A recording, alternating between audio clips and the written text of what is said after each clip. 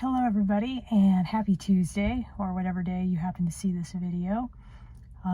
Just wanted to come on here today and talk about something that I've been meaning to get out for quite a while. And as I always tell you guys when I do these Teresa talks, these are things that have been on my mind for quite some time. And today we are going to talk about being on active duty and speaking up for change.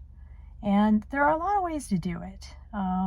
I actually wrote an entire blog that I'll probably link to, put as well into my blog, Teresa's Tapestries, and I'll also have this video going on YouTube. But I really do think that a lot of us active duty just don't understand freedom of speech and the ability to speak up for change using social media, using letters to the editor, publishing in third-party outlets. Some of us have strangely been led to believe that the only way that we can get a change out there is through academic publications that are sponsored by the military.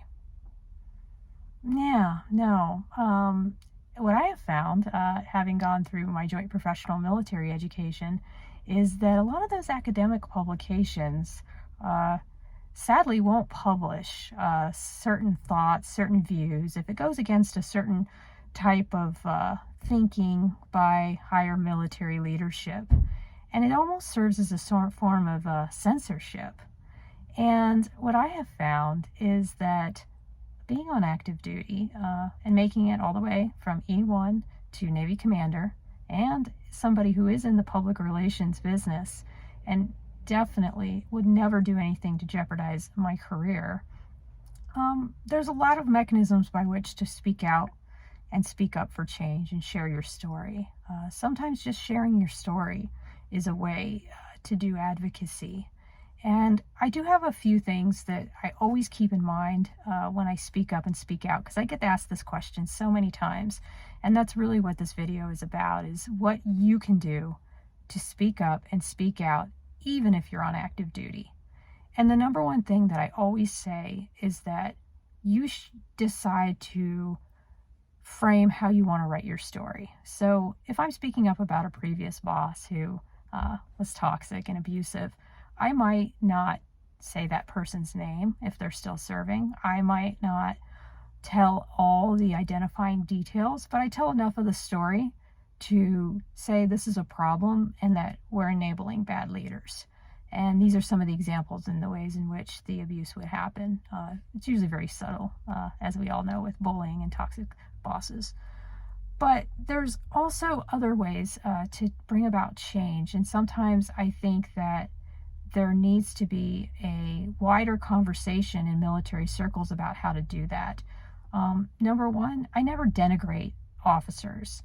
I never make personal attacks. Now, that's against the military regulations. I think there's even an article in the UCMJ about it. But my point is, why would you do that anyway? That only destroys your credibility and it weakens your argument. So that's actually a really good provision in the Uniform Code of Military Justice.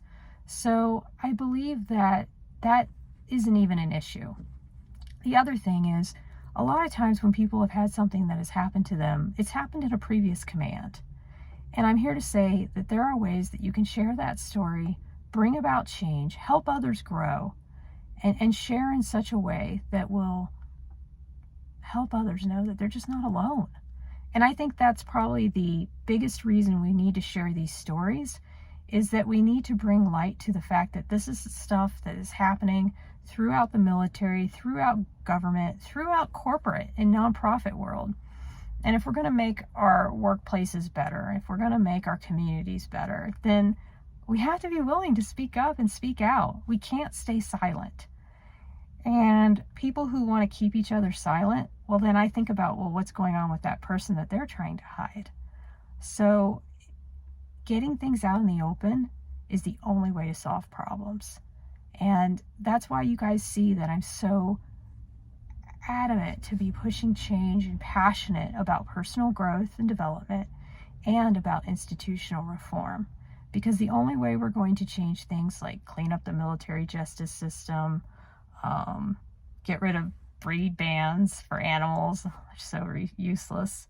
Just to name two examples, speak up about a toxic boss and the ways in which somebody was subtly abused is by being able to recognize and pinpoint those behaviors, because by pinpointing those behaviors, then others will know that they're not the only ones who've experienced this abuse by this person. Because chances are, if that person is abusing you, they're abusing a lot of other people. And that's exactly what happened at a previous job. My abuser was abusing other people, but she got a pass because she could do no wrong in the eyes of certain people, and she was very helpful to certain people in order to continue to abuse the people that she found weak or that she didn't like. And unfortunately, those things are going to continue to happen if we don't have the courage to speak up and speak out about change. And I think that we all have it within our power to do this. So I encourage you, after watching this video, think of something that you can talk about in a way that doesn't maybe name names or get you in trouble with your chain of command, but do it in a way that sparks conversation, sparks discussion, brings about change, because I believe that by working together, we can make our communities better. All right, guys, that's all I have to say today. Thank you for joining another round of Teresa's Talks, and I'll talk to y'all later. Bye-bye now.